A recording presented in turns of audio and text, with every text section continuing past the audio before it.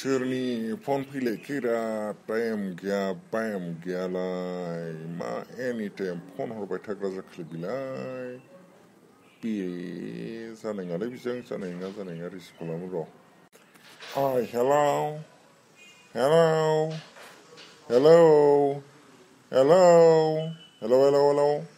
बेलाय मा खोनादोंना खोनायाखैब्रा माथो रायलायाबो मा जाखोलैलाय ओइ खब्ला हेलौ खोनादोंना खोनायाखै नोंलाय खोनादोंना खोनायाखै हेलौ मतला मा मानसिलायलाय खोनानानैबो खोनायै बायदि हेलौ होनफ्लाबाय थादों बा स्कलारशिप मोननायखाय नोंलाय माथो माहाजोन जाथारदोंनो नोंना माथो 40,000 गोजा हाबांदोंनोलै स्कलारशिपआ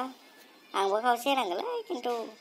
फाग्लाफोरबायदि इखौनो एकदम मोनसोनाय बायदि दावराव माथो स्टेटासबो लाजाया ग्रुपबो लाजाया बाबा मा नायनो मानसिफोरनिखौ खालि स्कलारशिप आहालाय मा जादों सानदों ना मदिया रानलाबायखो ओरैनो स्कलारशिप एनि टाइम स्कलारशिपल' होलाबाय थायो जानाय नङा इदिजों बोरै जानोलै गैलालै आंबो लिरनोनो हायाखै माथो बोरै जाखो मानसिफ्रा मा लिरखो बोरै लिरलाबायखो एकदम लिरदों ग्रुपफोराबो लाजाखाया खालि डिजार्टेसन स्कलारशिप प्रजेक्ट खालि बिदिल' मा जागोन आंहाथ' फरायनायजों सोमोन्दो गैथ'थारालाय लकडाउना जाथारबायलै लकडाउना माथो खालामबावनांगौ फाग्लासो एबार बेलथायाबा गैलालै आरो बेनि सायावनो एकदमबारे मानसियाथ' बैसो गैखाला बोरायलांखासिगोन आङो आरो मा खालामगासिनो नोंलाय दैबानाफोर जादों नामा नोंसिनिखै गोजावलांगोन हमथा मोजाङै था न'फ्राबा माबायदि नोंसिनियाबा एसे मोजां साफा खालामनानै ला न'फ्रा मैला फैबाथाय एकदमबारे माबायो जिउसाफोर थायो बै दैबाना लोमखांनाय जायगाफोराव बिराद जिउसा थायो बेफोरखौ ब्लिचिं पाउडारफोर होनानै एसे सारनानै ला नङाबा जारला जागोनलै आजिखालि आरो बिनि सायावनो कर'ना भाइरास दंबावो आरो बिनि सायावनो दैबाना दंबावो बाबा डेन्जार माबा आरो सासे नुबावाखै नोङो बे सकुरालि ना तुकुरालि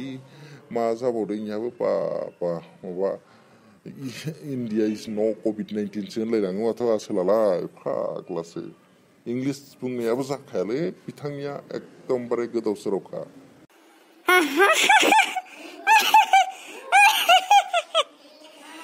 फाग्लासो आं बिनि बाथ्राखौ मिनिनानै थैनोसो नागिरबायमोन बाबा ओरैबायदि मिनिदोंलै मा आरो बेखौ मा सेंग्राफोर गोजा ज' थानायावनो सासे लगायफुना होबाय फेसबुकाव नुनायमोन खोमा डाइरेक्ट लगायबाय आसोल थानोनो हायाखै मिनिनानै माबोरै केन्डिडेट जानो नागिरदों बिराद फाग्ला बेजोंलाय बोरै जाबावगोनलै जोंनियाला बोरै सालायगोन हादोरखौलाय रायजोखौलाय मानसिफ्राबो माबायदि केन्डिडेटफोरखौ होनांगौ माबायदिखौ होनो सानखो सोरजों सापर्ट जानांगौ सोरजोंबा सापर्ट जानो सानखो बेफोरनि सोमोन्दै बारा बुंनालै दाय जाबाथाय जारला जागोनलै दाय जाबाथाय दा नोंसिनियालाय बोरै जोंनियाथ' दै बानाया जादोंमोन जानायालाय जोंनि खाथिद्रायाव जायाखै एसे गोजानाव जादों थेवबो बिसोरखौ थांनानै हेल्प खालामनांगौ बोरै थानांगौ फोरोंनांगौ ब्लिचिं पाउडारफोर बायना हैनांगौ र' नोंबो नोंसिनिखैबा माबायदि जादों नोंसिनिखैबो जादों होननाय खोनादों माथो जोंनाथ' मा लोमसावजोबदों खाथियावनो खिन्थु जोंनिया गोजौना हाजोनिफ्रायबो गोजौसिनदां बेखायनो दैयानो फैनो हादिया फाग्लालै ओइ दिनै दोनथ'नोसै खोमालै नोंजों रायलायथ'ला मालाबा रायलायनोसै आं बे स्कलारशिपनि सोमोन्दै सोंहरदोंमोनलै मालायफोरना 40,000 गोजा हाबबायनो बेखायनो दे दोनबाय दे जानला मोनला टाइमाव गावनो फन हरलाबायो जारलासो जागोन फाग्ला मानसि इसेबो माबायानो गैया आंहा उन्दुफुदोंसोमोन दा उन्दुनायखौबो मेगनखौ माबा खालामना लांबाय बियो दा मा ओमफ्राय दोनबावबायसो फनखौबो मा फाग्ला मानसिलै गावनि नांगौआवल' फन हरखायो इयो फाग्लासो मा डेन्जार मानसिलै र' एसे लोगोफोरखौनो लेंहरनांसिगोन फैगोन ना फैया ओइ मतला नोंलाय मा खालामदों आं नोंनाव फैदोंलै बेरायनो एकदम बरिं मोनबायलै बे कर'ना भाइरासजों मा जाबावगोनलै संसारालाय आरो माबा स्कलारशिप होनलाबायदोंमोनथ' मानसिफ्रा लामा सामा खोनालाबायदों बेखायनो नोंबो मोनदों खोमा साननानै फैदों पार्टिफोर मोनजाबाय खोमा नों स्कलारशिपखौ हिसाब खालामफानानै फाग्ला नोंनोनो फन हरनो नागिरखादोंमोन आं थै साला देरे फैबाय मोजाङानो जाबाय नों फैदो आरो स्कलारशिप हाबाखलै फाग्ला आन्डार प्रसेसिं जानानै दं आन्डार प्रसेसिं बेखौ हाबनाय हाबगोनसो बेबो हाबगोन ना हाबा मिथिया हाबथारनायबासो जों आखायाव मोनबासो हाबथारनानै बख'नो मोननायबासो बायनांगौमोन दा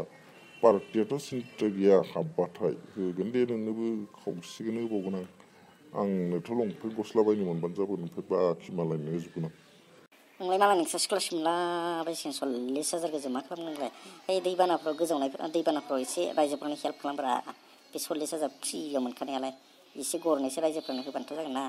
मोजां बयबो मोजाङै मोनजाथों बयबो मोजाङै थांना थाथोंब्रा आरो बै बर'फ्रा गोदाव सोराव थांलाबायना अनाखाना दै लोमजालाबायनाय बेफोरनो एसे हेल्प खालामनांसिगोन आरो माथो खालामबावनो नोंनियाथ' नंगौ नोंबो मोजांखौनो सानदों बिदिनो जानांगौ मोनग्रोथोंसै मोनथांनानै होनोसै बयनोबो एसे नायनोसै गावनोबो लाखिनांसिगोन आरो मालायखौबो हेल्प खालामनो आरो स्टुडेन्ट लाइफलै गेला जोंनाव मा फैसा थाङाखै एडमिसन लानायनिफ्राय जागायनानै रुम भारा थानाय जानाय लोंनाय फनाव रिसार्ज सेलेन्स सोनाय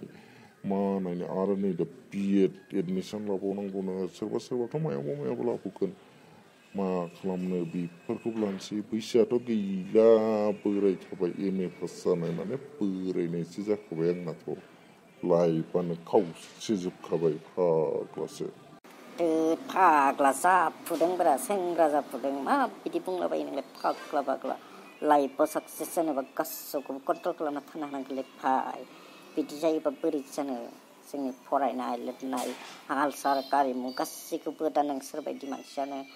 जौगाहोनांगोन मोजां खालामनांगोन दैदेननांगोन मिथिगौना भाइ नोंलाय बिराद मोजां लेक्सार होनो हायो माथो दाना आजिखालि फाग्ला मायाव सोलोंनायब्रा नोंलाय मायाव सोलोंनाय दा आंखौ फोरों फाग्ला नोंलाय जावखोना फबखांख्लाय मानो बेबायदि जावनो नागिरखो नोंहा फाग्ला बेखौनो जावनाय मोनबा आं नोंजोंलाय मा रायलायबावनो दे